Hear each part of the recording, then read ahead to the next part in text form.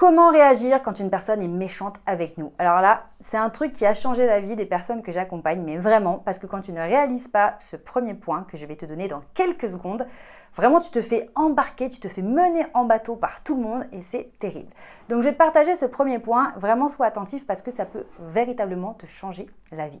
Lorsqu'une personne te balance une méchanceté, te balance une critique, quelque chose vraiment qui est là pour te blesser, te déstabiliser, soit provoquer de la tristesse, soit provoquer de la colère, eh bien avant de prendre ça de plein fouet, pose-toi la question, est-ce que tu prends ou pas? Je vais te demander de poser un filtre et de ne pas tout prendre comme ça à 1000% dès que quelqu'un te balance quelque chose. On a tendance à être très scolaire et se dire si quelqu'un nous dit quelque chose, je le prends, je l'absorbe et puis je réagis.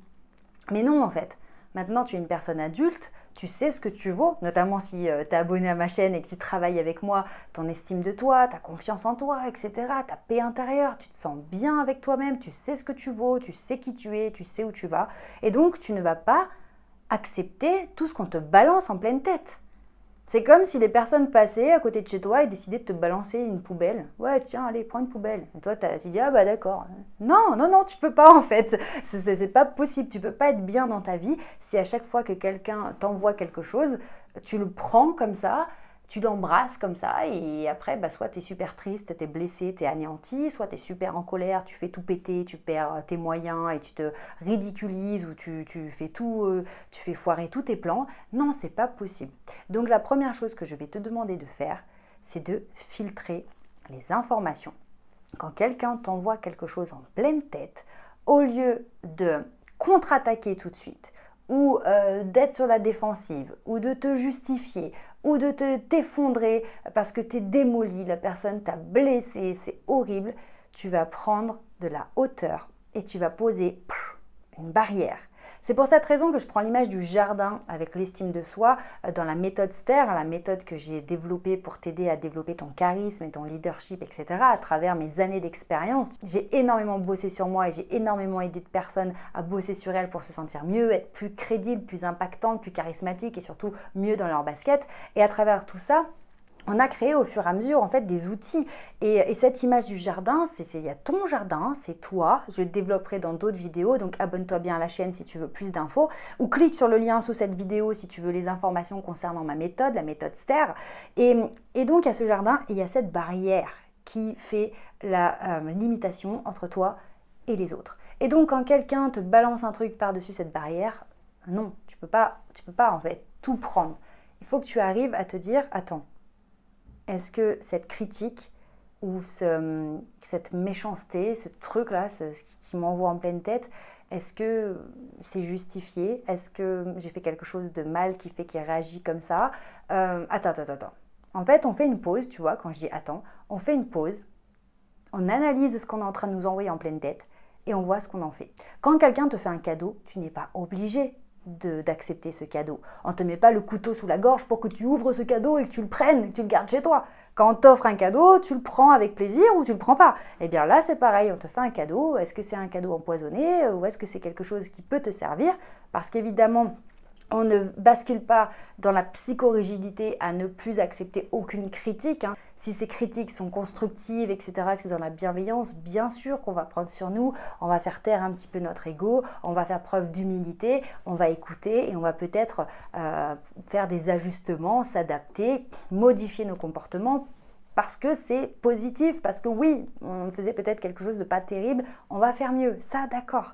Mais tout prendre en pleine tête, se faire démolir ou faire déclencher de la colère, non, c'est fini, on ne fait plus ça.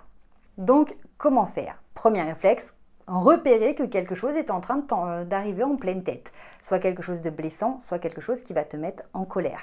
Et donc, quand tu repères ce moment, c'est de faire un petit stop et te dire, attends, qu'est-ce que je fais de ça?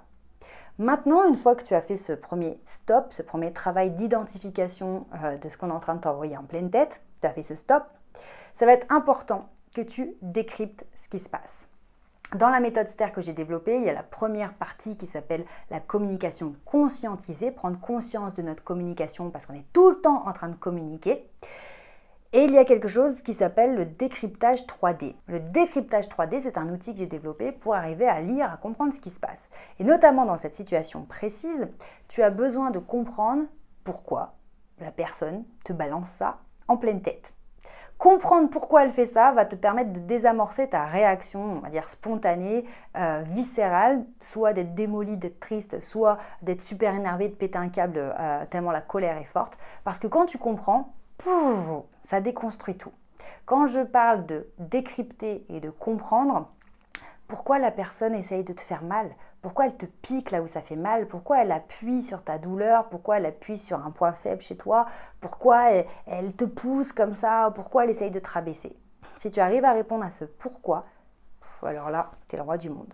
Ça peut être parce qu'elle a besoin de reconnaissance, parce qu'elle a l'impression qu'on lui a manqué de respect, on allait contre ses valeurs, peut-être qu'elle a l'impression qu'elle n'est pas entendue, peut-être qu'elle ne trouve pas sa place, peut-être qu'elle doute, peut-être qu'elle est jalouse, peut-être que... Bref, il y a plein de raisons qui peuvent faire qu'une personne te balance quelque chose en pleine tête. Et quand tu arrives à comprendre ce qui est en jeu, waouh, ça t'évite déjà de basculer en réaction, tristesse, colère, etc. Et ça te permet de garder la main sur ton comportement. Donc au lieu de réagir en contre-attaque qui va partir en escalade de l'agressivité et dans le conflit, ou alors de partir en victimisation qui vraiment t'enlève tout pouvoir de faire quoi que ce soit dans cette situation, ou alors dans la justification aussi, pareil, qui te met en position d'infériorité, eh bien, faire une pause quand on t'envoie le truc, puis analyser ce qui se passe, décrypter pourquoi la personne t'envoie ça ou te dit ça à ce moment-là, ça te permet de garder la main sur cette interaction, de pouvoir désamorcer un conflit naissant ou désamorcer, toi, une démolition intérieure qui aurait pu s'amorcer. Et donc, à ce moment-là, tu peux totalement choisir comment tu vas réagir. Est-ce que tu as envie de réagir en mode attends, je ne comprends pas ce qui se passe, explique-moi pourquoi tu me dis ça, ou explique-moi pourquoi tu fais cette remarque qui est extrêmement blessante, ou explique-moi pourquoi tu t'autorises à m'insulter là ou à dire des choses d'une telle ampleur. Tu peux chercher à comprendre, ok? Mais tu peux aussi décider de passer à autre chose, d'ignorer cette personne parce qu'elle ne mérite ni ton temps, ni ton énergie, ni ta réflexion.